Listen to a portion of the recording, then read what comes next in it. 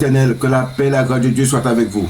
Je vous bénis tous au nom de Jésus-Christ de Nazareth. Bon, en cet instant béni, nous allons parler d'une importance, quelque chose qui a quitté l'Église, car nous avons besoin vraiment que les responsables reprennent l'autorité dans l'Église afin d'amener le peuple à Dieu, afin de vraiment livrer ce peuple totalement à Dieu, parce que le Seigneur voudrait que nous puissions faire ce travail sincèrement, fidèlement et respectueusement, afin que toute chose que le peuple de Dieu soit plus que vainqueur. Amen. Que la paix et la grâce de Dieu soient avec nous. Alléluia. Béni soit l'Éternel. La Bible nous enseigne, bien aimé, dans Matthieu 7, le verset 28 nous dit ceci. Après que Jésus eut achevé ses discours, la foule fut frappée de sa doctrine, car il enseignait comme ayant autorité et non comme par les scribes. Donc le Seigneur, les gens qui ont entendu parler de Jésus-Christ annoncer cette bonne nouvelle ont remarqué que Christ a une autorité par rapport aux choses de Dieu, par rapport à la parole, afin que vraiment que l'œuvre de Dieu soit bien faite. Parce que le but du Seigneur, la Bible déclare, c'est celui qui est venu pour ôter le péché du monde. La Bible déclare que Jésus-Christ c'est l'agneau qui ôte le péché, et nous savons que le péché met une séparation entre nous et Dieu. Et aujourd'hui, au sein de des assemblées, au sein du peuple de Dieu, il y a des choses qui se font cachette, et même malheureusement nous avons peur ou je ne sais quoi, nous n'avons pas la révélation, nous ne savons pas. Et or la Bible nous fait savoir que Dieu, ce Dieu d'ordre, combien il est nécessaire que les dirigeants d'église, ceux qui dirigent la maison de Dieu, doivent prendre autorité sur ces choses, appeler les gens à l'ordre, de leur parler, de leur faire prendre conscience que nous sommes appelés lorsque nous venons à Christ pour être sauvés. Et le Seigneur voudrait que nous puissions prendre conscience, réaliser cet impact.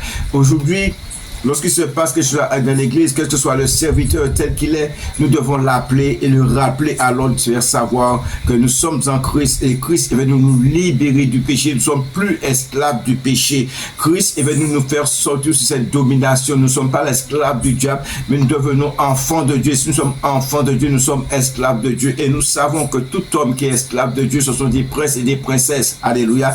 Et nous devons vivre d'une manière digne de ce royaume. Alléluia. Parce que ce royaume est venu vers nous. Nous faisons partie du royaume des cieux, et nous savons aussi que nous sommes déjà dans les lieux célestes en Jésus-Christ. Et la Bible nous fait savoir que celui qui vit dans le péché, il devient esclave. Il est esclave du péché, et s'il est esclave du péché, il a commis Satan. Et nous savons que pour cela ne puisse pas se faire ainsi, puisque Christ est venu nous libérer. Nous devons faire prendre conscience aux gens selon la parole de Dieu, vraiment faire le travail, les rappeler à l'ordre de délaisser le mal, de délaisser les ténèbres pour vivre pleinement dans la lumière au nom de Jésus-Christ de Nazareth. Nous avons ce travail à faire, c'est la volonté parfaite de Dieu. Et c'est pourquoi la Bible nous dit que Dieu nous donne cette autorité pour ramener les choses dans l'ordre. Dieu nous donne cette autorité pour vraiment que sa parole puisse se manifester puissamment. Alléluia.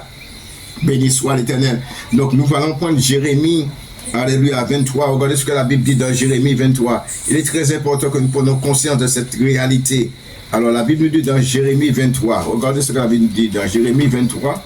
Gloire à Dieu, béni soit l'Éternel. Jérémie 23, verset 22, nous dit ceci. S'ils avaient assisté à mon conseil, ils auraient dû faire entendre mes paroles à mon peuple. Alléluia. S'ils avaient assisté à mon conseil, ils auraient dû faire entendre mes paroles à mon peuple et les faire revenir de leur mauvaise voie. Donc, nous qui sommes serviteurs de Dieu, prédicateurs, prophètes et anciens, nous qui sommes pasteurs, apôtres, nous avons ce travail à faire sincèrement pour Dieu. Nous avons cette réalité de notre vie. Nous avons besoin d'entendre la voix de Dieu. Nous avons besoin de consulter quelle est la volonté de Dieu afin que ceux qui vivent dans le désordre soient restaurés, soient renouvelés, parce que Dieu nous donne autorité pour ce travail. Et c'est pourquoi David même s'écrit, c'est David qui le dit dans le Psaume 1, il dit heureux l'homme qui ne marche pas sur le conseil des méchants, qui ne s'assit pas au coin de moqueurs, qui ne souffre pas, qui ne se fout pas sur la voie des pécheurs, mais on dit que le méchant ne résiste pas du jugement, ni les pécheurs dans l'assemblée des justes. Alléluia, gloire à Dieu. Et c'est pourquoi ce même David dit dans le Psaume 51, il dit ô Dieu, donne-moi l'esprit bien disposé, afin que j'enseigne tes voies à ceux qui les transgressent. après sa repentance, il dit, oh Dieu, donne-moi un esprit bien disposé, ne me rejette pas loin de ta face, ne me retire pas ton Esprit Saint, rends-moi la joie de salut, que l'esprit de bonne volonté me soutienne, et j'enseignerai tes voies à ceux qui les transgressent. Donc nous voyons très bien qu'il est nécessaire, nous qui sommes enfants de Dieu, nous qui Dieu a appelés à son travail en tant que prophète, en tant qu'évangéliste, en tant que pasteur, en tant qu'apôtre, en tant qu'ancien, en tant que prédicateur, nous avons ce travail à faire d'annoncer la parole telle de Dieu telle qu'elle est, mais nous avons besoin aussi que vraiment de prendre autorité selon la parole de Dieu, je dis bien selon la parole de Dieu, de rappeler ceux qui vivent dans le désordre. Alléluia. Et c'est la volonté parfaite de Dieu. Ézéchiel 3 nous en parle. Prenons Ézéchiel 3. Alléluia. Gloire à Dieu. Ézéchiel 3 verset 17 nous dit ceci. Gloire à Dieu. Fils de l'homme, je t'ai établi comme sentinelle sur la maison d'Israël. Tu écouteras la parole qui sortira de ma bouche et tu avertiras de ma part. Tu avertiras de ma part. Gloire à Dieu. Quand je dirai au méchant, tu mourras. Si tu ne l'avertis pas, si tu ne parle pas pour détourner le méchant de sa mauvaise voie et pour lui sauver la vie, ce méchant mourra dans son iniquité et je te redemanderai son sang. Et je te redemanderai son sang. Je reprends. Ézéchiel 3, verset 18.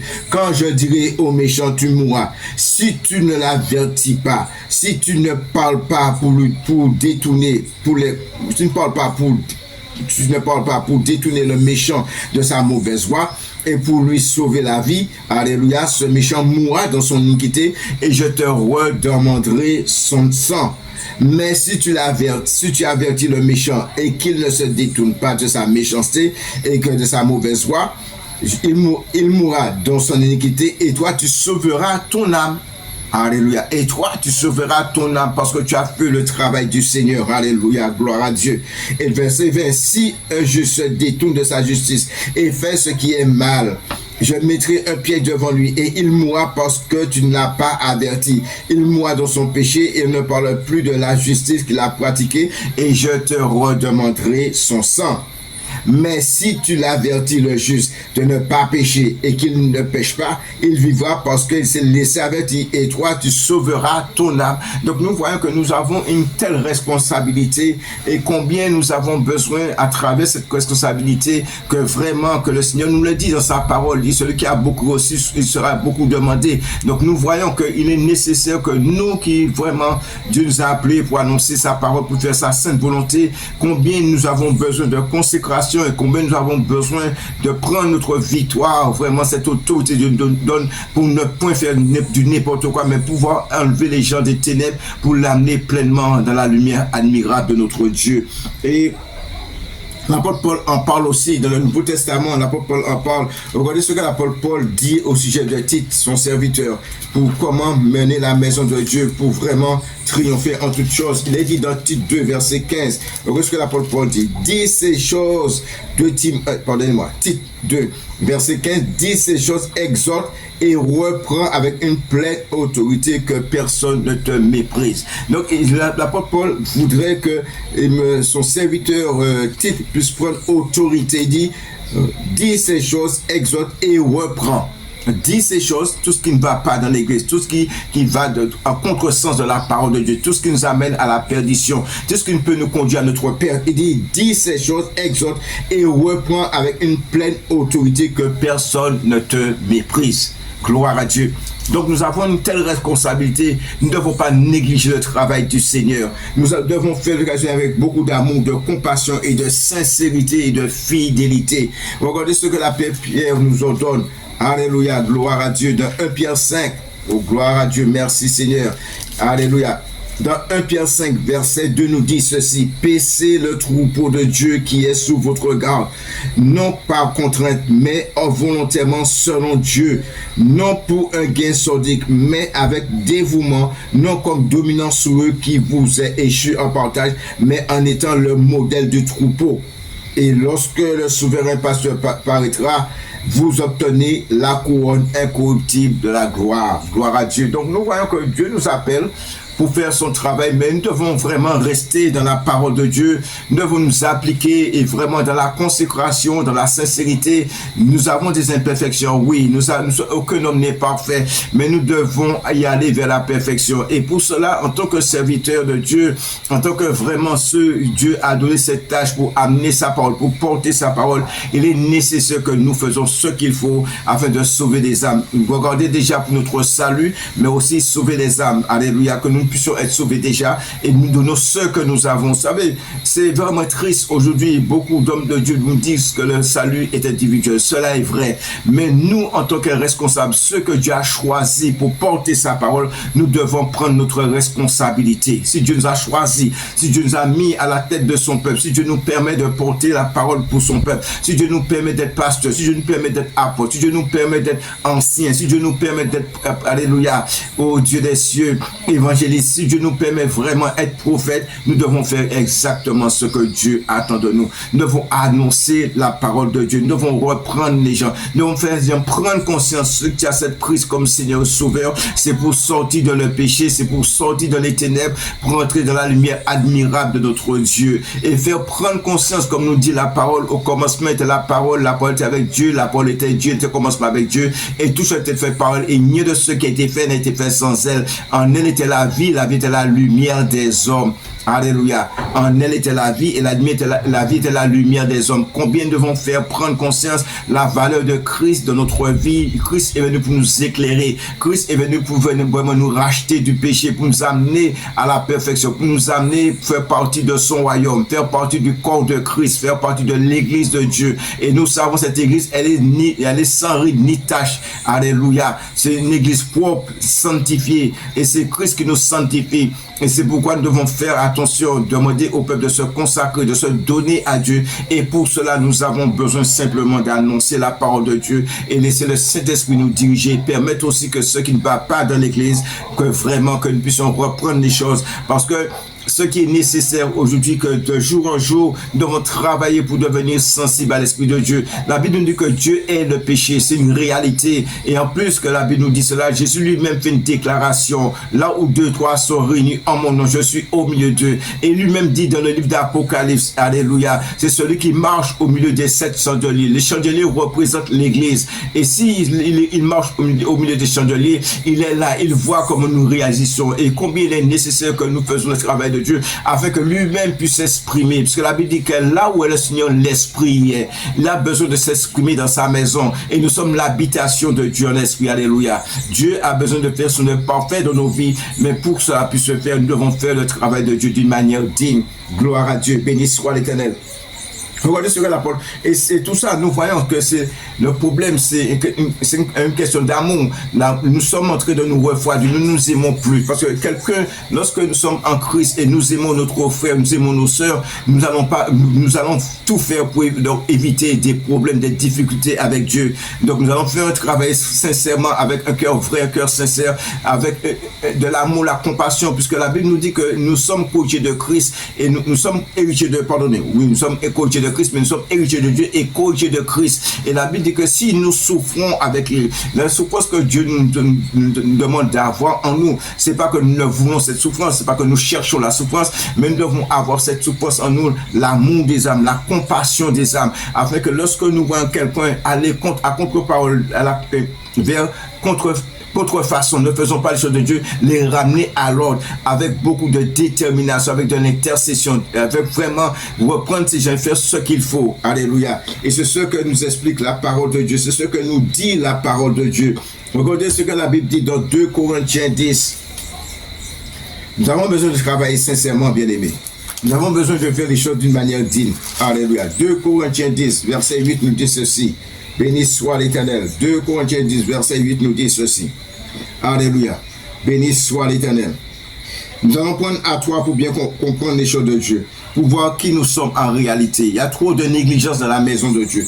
La Bible nous dit dans 2 Corinthiens 10, si nous marchons selon la chair, nous ne combattons pas selon la chair. C'est une réalité. Car les armes avec lesquelles nous combattons ne sont pas charnelles, mais elles sont puissantes par la vertu de Dieu pour renverser des forteresses. Pour renverser des forteresses, nous renversons les raisonnements de toute hauteur qui s'élève contre la connaissance de Dieu. Et nous amenons toute pensée captive à l'obéissance de Christ. Alléluia. Donc nous voyons comment il est nécessaire de faire le travail du Seigneur, comment il est nécessaire pour ramener ce peuple à Dieu, comment il est nécessaire de parler de la personne de Jésus-Christ de Nazareth afin que les choses se fassent selon la volonté de Dieu. Et nous continuons. Il dit, nous sommes prêts aussi à punir toute désobéissance lorsque votre obéissance sera complète. Donc, s'il y a punition, c'est qu'il y a autorité. Il y a une autorité qui prend des sanctions. Il y a une autorité qui dit non. Aujourd'hui, bien-aimés, faisons très attention. Dieu ne fait pas de favoritisme. Alléluia. Gloire à Dieu. Et Dieu ne fait acception de personne. Donc nous devons faire le travail du Seigneur. Quelle que soit la personne, nous devons reprendre la personne. Si la personne va à contre-courant de la parole de Dieu, nous devons reprendre la personne. Même l'apôtre Paul a eu ce différent avec l'apôtre Pierre. Lorsque Pierre était à Galate, il créait une situation d'hypocrisie et Paul l'a ramené à l'ordre devant tout le monde. Aujourd'hui, qui que tu sois apôtre, que tu sois pasteur, que tu sois prédicateur, on doit te reprendre si tu fais quelque chose qui n'est pas bien. Parce que tu risques d'amener le peuple de Dieu à la perdition. Et c'est comme ça que certaines situations sont créées au sein du peuple de Dieu. Il y a eu des sectes, il y a toutes sortes de choses. Pourquoi? Parce que certaines personnes n'ont pas eu le courage de reprendre son frère. Oh bien-aimé, si nous sommes frères et sœurs en Jésus-Christ, si nous aimons comme nous le disons, nous devons nous reprendre les uns les autres, nous soutenir les uns les autres, mais nous reprendre les uns les autres d'une manière digne du Seigneur de gloire qui est Jésus-Christ de Nazareth. Et regardez ce que Paul dit. Gloire à Dieu. Alléluia. Il dit, vous regardez à l'apparence, si quelqu'un se persuade qu'il est de Christ et qu'il dise bien en lui-même que comme il est de Christ, nous aussi, nous sommes de Christ. Et quand même, je me glorifierai un peu trop de l'autorité que le Seigneur, alléluia, nous a donnée. Il dit bien, écoutez bien ce qu'il dit, hein. Gloire à Jésus, alléluia. Et quand même, je me glorifierai un peu trop de l'autorité que le Seigneur nous a donnée. Nous qui faisons le travail de Dieu, nous qui portons la parole de Dieu, nous que Dieu a établi en tant qu'ancien, alléluia, pasteur, prophète, apôtre, alléluia, évangéliste, alléluia, ceux qui apportent la parole de Dieu, ceux qui sont destinés à enseigner les choses de Dieu, alléluia. Et quand même, je me glorifierai un peu trop de l'autorité que le Seigneur, c'est pas n'importe qui, c'est le roi des rois, c'est le Seigneur nous a donné, alléluia, pour votre édification, alléluia, et non pour votre destruction. Alléluia, merci Seigneur. Et je ne saurais en avoir honte. Gloire à Dieu. Cette autorité, c'est pas pour détruire. Cette autorité, c'est pas pour faire du n'importe quoi, mais c'est pour l'édification du peuple, pour exhorter le peuple, pour encourager le peuple, pour diriger le peuple dans la voie droite, la voie du salut. Aujourd'hui, il y a de ceux qui ont un certain caractère, ils veulent mettre de l'ordre dans la maison de Dieu. Nous ne pouvons pas mettre de l'ordre dans la maison de Dieu selon la chair et le sang. Nous devons le faire selon l'esprit, selon la volonté de Dieu, selon la parole de Dieu. Mais parfois, il y a des serviteurs qui sont méchants, qui ont leur propre caractère et ils veulent mettre de l'ordre dans la maison de Dieu. Ça, c'est du désordre. Alléluia. Ils sont dans le désordre, ils veulent mettre de l'ordre. Gloire à Dieu. Alléluia. Et c'est pourquoi l'apôtre Paul le dit. Et il dit que c'est pas pour la destruction. Parfois, nous sommes en train de détruire au lieu de bâtir pour le Seigneur. Parce que nous avons notre caractère, nous avons nos sentiments et nous voulons faire passer notre caractère. Nous voulons faire passer ce qui est en nous. Et souvent, bien souvent, nous sommes conseillés par quelqu'un qui n'a même pas une vraie relation avec Dieu. Qui nous dit, ah, c'était moi, j'allais pas faire ci, j'allais pas faire ça. Nous ne sommes pas appelés à ces choses. Nous sommes appelés à écouter la voix de Dieu et à obéir à la voix de Dieu. À faire la volonté de Dieu, non la volonté des hommes, qui que la personne soit.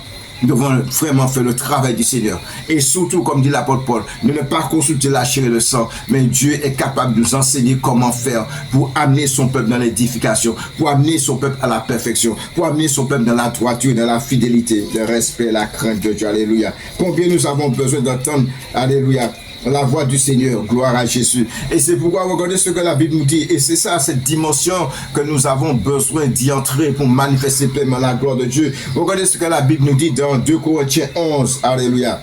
Gloire à Jésus.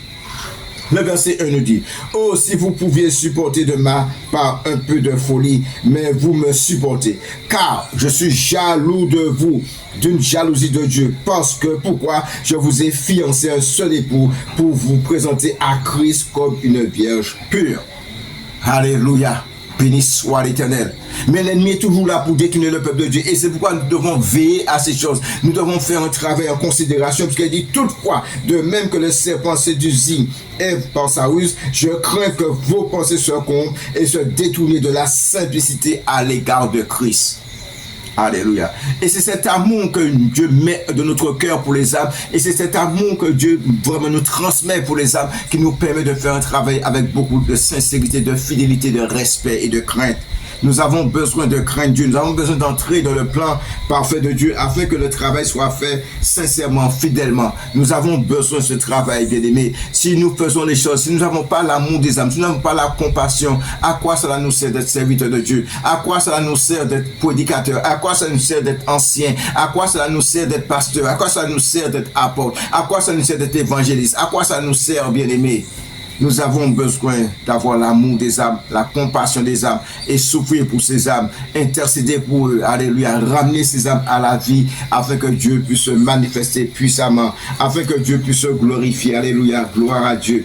Regardez ce que l'apôtre Paul reprend cela encore dans 2 Corinthiens, alléluia, béni soit l'Éternel, 2 Corinthiens 13, il le reprend encore, alléluia, alléluia.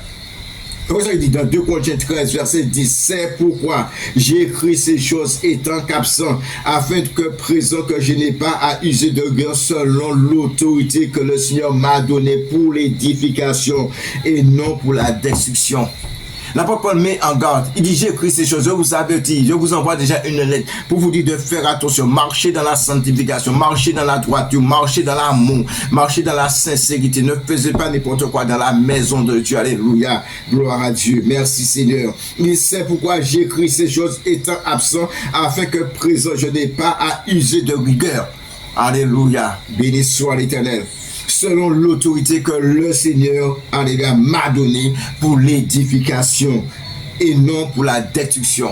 Gloire à Dieu. Tout ce que Dieu fait, c'est pour nous édifier. Tout ce que Dieu fait est salutaire. La Bible nous dit que même la tristesse de Dieu nous conduit à salut. Alléluia. Cette tristesse qui nous conduit à nous repentir. Nous repentons ne se repent jamais. Alléluia. Cette repentance, Seigneur, le Seigneur veut nous pousser à entrer dans cette réalité afin de reconnaître que nous avons mal agi. Cela est très nécessaire pour nous. Cela est bon pour notre âme. Tout ce que Dieu fait pour nous. Et par contre, la tristesse du monde conduit à la mort. Mais celle de Jésus-Christ de Nazareth, celle de notre Dieu, nous conduit à la repentance, à salut. Nous avons besoin, bien-aimés, nous consacrer sincèrement. Nous avons besoin de travailler pour la gloire de Dieu. Aujourd'hui, il y a trop de mensonges de l'Église. Aujourd'hui, il y a trop de choses qui se font dans la maison du Seigneur. Cela ne fait qu'attrister Dieu. Et aujourd'hui, bien-aimés, pardonnez-moi, je vous dis la vérité. Nous recherchons plein de choses, mais la réalité, Dieu a besoin de vraiment installer sa parole dans nos cœurs. La Bible nous dit que Dieu a déjà fait une partie, mais Dieu voudrait que nous aussi, nous prenions nos responsabilités. Cette nouvelle alliance, la Bible, le Seigneur dit que j'ai inscrit en vous mes lois, mes os, mes statuts, mes commandements. Alléluia. Et j'ôterai en vous ce cœur de pierre, je vous donnerai un cœur de chair. Nous avons besoin vraiment de laisser cette grâce. Nous avons vraiment besoin nous entrer dans cette intimité, dans cette réalité avec Dieu. Nous qui étions errants, ça et là, sans espérance, Dieu nous a donné une espérance. Alléluia. Nous étions sans Dieu, sans miséricorde. Nous avons obtenu toutes ces choses. Miséricorde, nous avons obtenu la grâce de Dieu. Et nous avons besoin d'aller dans le lieu très saint. C'est porte que Dieu nous a ouverte pour vraiment le contempler, le magnifier. Mais nous avons besoin de travailler réellement pour Dieu. Nous avons vraiment besoin de nous consacrer, d'améliorer notre vie. Alléluia. Afin que Dieu puisse vraiment prendre plaisir en nous, afin que vraiment nous soyons des enfants de Dieu, de ne rien toucher impur, afin qu'il soit un père pour nous, soit un des fils pour lui. Alléluia. Que le Seigneur soit béni. Gloire à Jésus. Nous allons prendre un verset encore, bien aimé. Regardez ce que la Bible nous dit. Combien nous avons vraiment besoin de faire très attention à ce que nous faisons. Combien nous avons besoin vraiment d'aimer ceux que Dieu a appelés, ceux que Dieu a destinés pour son œuvre. Alléluia. Béni soit l'Éternel. Regardez ce que Daniel 12 nous dit. Alléluia. Merci Seigneur. Que le Seigneur soit béni. Gloire à Jésus. Alléluia. Béni soit. Daniel parle pour la fin des temps. Regardez ce que Daniel dit. Dans Daniel 12, verset 2. Plusieurs de ceux qui dorment dans la poussière de la terre se réveilleront. Ce sont ceux qui sont morts. Les uns pour la vie éternelle, les autres pour l'opprobre, pour la honte éternelle. Donc ça veut dire l'enfer, la souffrance éternelle. Ceux qui auront été intelligents brilleront comme de la splendeur du ciel. et ceux qui auront enseigné la justice. Alléluia. Béni soit l'Éternel. Ceux qui auront été intelligents brilleront comme la splendeur du ciel. Et ceux qui auront enseigné la justice à la multitude brilleront comme des étoiles à toujours et à perpétuité. Alléluia, gloire à Dieu. Comme il est important aujourd'hui, vraiment, que nous retournons à cette parole et que nous faisons exactement ce que Dieu nous demande. Alléluia. Il y a trop de légèreté dans la maison de Dieu. Il y a trop de négligence. Aujourd'hui, lorsque certaines personnes prêchent la parole de Dieu comme s'il embarrasse les gens, comme s'il est gênant. Non. Nous devons prêcher la parole de l'éternité. Nous devons prêcher la parole du salut. Nous devons prêcher la parole du royaume. Le royaume de Dieu est venu vers vous. Alléluia. Nous sommes déjà dans le plan parfait de Dieu. Nous sommes déjà dans le lieu cessant Jésus-Christ de Nazareth. Mais n'oubliez pas que si Jésus-Christ de Nazareth, lui, notre Seigneur et Sauveur, si nous sommes en Christ et nous sommes déjà dans les lieux cessants Jésus-Christ de Nazareth, nous sommes au-dessus de toute domination, toute autorité, tout nom qui peut être nommé. Combien nous avons besoin de nous appliquer à faire les choses afin que vraiment que nous ayons une vraie relation avec notre Dieu. Aujourd'hui, il y a trop de divisions, il y a trop de querelles, il y a trop de choses cachées au sein de l'église. Il y a des choses qu'on a peur de dire, il y a des choses vraiment, il y a camouflage, il y a préférence, il y a toutes sortes de choses. Tout cela nous empêche d'entrer dans le plan parfait de Dieu. En Jésus-Christ, il n'y a pas de favoritisme. En Jésus-Christ, il n'y a pas ces choses. Alléluia. Il y a point de favoritisme en Jésus-Christ de Nazareth. Nous devons faire les choses honnêtement et fidèlement parce que Dieu ne fait acception de personne. Et si nous avons l'amour de Christ en nous, nous avons cette autorité en nous, quelle que soit la personne, nous faisons les choses par amour pour sauver cette âme. Nous ne faisons pas les choses pour les mépriser. Nous ne faisons pas les choses pour vraiment les blesser, les anéantir, mais nous faisons les choses pour sauver les âmes. Alléluia. Nous avons besoin de cette dimension. Nous avons besoin de cette réalité de notre vie afin de faire le travail du Seigneur. La Bible dit que celui qui ramène un pécheur, alléluia, à la vie, la Bible dit, il reçoit cette bénédiction que vraiment, qu'il couvre une multitude de péchés. Nous sommes tous pécheurs. Mais le fait de faire le travail du Seigneur, la Bible dit qu'il couvre une multitude de péchés. Alléluia. Combien, bien-aimés, aujourd'hui, que nous sortons dans nos raisonnements. Aujourd'hui, nous sommes en train de déformer la parole de Dieu, de mettre les choses dans notre avantage. Le Seigneur nous a pas appelé à ça. Le Seigneur nous a appelé à annoncer cette bonne nouvelle. Le Seigneur nous a appelé vraiment à parler de cet évangile qui est puissant de Dieu pour le salut de quiconque croit. Et nous savons que cet évangile ne peut se développer, vraiment plus croître, plus grandir selon l'esprit de Dieu, puisque la Bible nous enseigne dans Acte 9, verset 31, l'église s'accroissait par l'assistance du Saint-Esprit. Alléluia. Combien aujourd'hui nous avons besoin de faire les choses selon l'Esprit. Combien aujourd'hui nous avons nous accorder avec le Seigneur pour faire son travail. Combien aujourd'hui nous avons besoin de devenir sensibles à l'Esprit de Dieu. Il n'est pas normal que nous sommes pasteurs, il n'est pas normal que nous sommes apôtres, il n'est pas normal que nous sommes prophètes, il n'est pas normal que nous sommes évangélistes, il n'est pas normal que nous sommes prédicateurs, nous n'entendons pas la voix de Dieu. Ça, c'est pas normal, ça. Nous avons un travail à faire. Un travail individuel, mais un travail collectif. Et je constate, avec beaucoup de tristesse, l'Église n'est pas prête à faire un travail collectif. Pourquoi? Parce que l'orgueil est entré dans la maison de Dieu. Pourquoi? Parce que Satan aime la division. Et là, il y a la division, Satan règne sans aucun problème. Il divise pour mieux régner. Nous sommes dans la désobéissance, bien aimés. Je suis désolé, nous le sommes. Nous sommes dans la désobéissance. Nous ne sommes pas conformes à la parole de Dieu. Si nous regardons bien, parce que la Bible nous donne un enseignement exact. Nous sommes sur un fondement, savoir Jésus-Christ de Nazareth. Personne ne peut poser notre fondement. Mais la Bible nous dit aussi, alléluia, c'est pas moi qui le dis. Vous voyez ce que la Bible dit? Nous sommes, c'est vrai, l'apôtre Paul le dit, mais il reprend et dit que nous sommes édifiés sur le fondement des apôtres. Nous sommes édifiés sur le fondement des apôtres. Alléluia, gloire à Dieu. Donc je n'ai pas encore trouvé, mais je vais vous donner le verset pour qu'on puisse pas dire que j'ai dit. Il faut que nous connaissions bien la parole de Dieu pour savoir ce que nous faisons, ce que nous ne faisons pas. Alléluia, gloire à Jésus. Béni soit l'Éternel. Amen, amen, amen. Gloire à Jésus. Donc il est dit dans Philippiens 2, pardonnez-moi, dans Éphésiens 2, verset 19. Ainsi donc, vous n'êtes plus des étrangers ni des gens du dehors, mais vous êtes co-citoyens des saints, gens de la maison de Dieu. Vous avez été édifiés. Vous avez été édifiés sur le fondement des apôtres et des prophètes. Jésus-Christ lui-même étant la pierre angulaire. C'est Jésus-Christ qui est la pierre angulaire. C'est Jésus-Christ qui est venu appeler les païens comme le peuple de Dieu et c'est lui la pierre angulaire. Alléluia. Mais la Bible nous dit que le vrai fondement, c'est Jésus-Christ de Nazareth. Et nul ne peut poser notre fondement, mais que chacun prenne, alléluia, vraiment des précautions, chacun prenne garde de la manière dont il va bâtir ce fondement. Mais l'apôtre nous aussi, nous sommes édifiés, alléluia, sur le fondement des apôtres et sur les prophètes, Jésus-Christ lui-même étant la pierre angulaire. Ça veut dire que le fondement Jésus-Christ de Nazareth, les apôtres ont été les prémices, les apôtres ont été le modèle que nous pouvons prendre, le modèle des apôtres, la manière des apôtres fonctionnaient. Bien aimé, je suis désolé, il y a une réalité. Aujourd'hui, nous sommes en train de trouver le peuple de Dieu. Des hommes viennent et vraiment, ils ont toujours besoin d'argent pour construire, pour bâtir. C'est vrai. Je suis d'accord, on ne peut pas faire l'évangile sans argent. Il y a une réalité. Mais ce n'est pas ce que la Bible me dit. Les apôtres ramassaient, c'était pour distribuer. Ce n'était pas pour mettre à la banque. L'argent n'était pas destiné à une personne. Alléluia. Réfléchissons à ce que nous faisons dans la maison de Dieu. Prenons le temps de voir ce que nous faisons. Que vraiment Dieu puisse nous ramener à l'ordre. Que nous puissions prier de ce sens, retrouver pleinement la voix de Dieu, afin que pleinement la manifestation de l'Esprit se fasse dans la maison de Dieu. Que vraiment que nous puissions aller plus loin, que vraiment nous sortons de nos raisonnements, de nos jugements, mais nous entrons dans le plan parfait de Dieu, qui est vraiment cet évangile qui est puissance pour le salut de quiconque croit. Que la paix et la grâce de Dieu soient avec vous.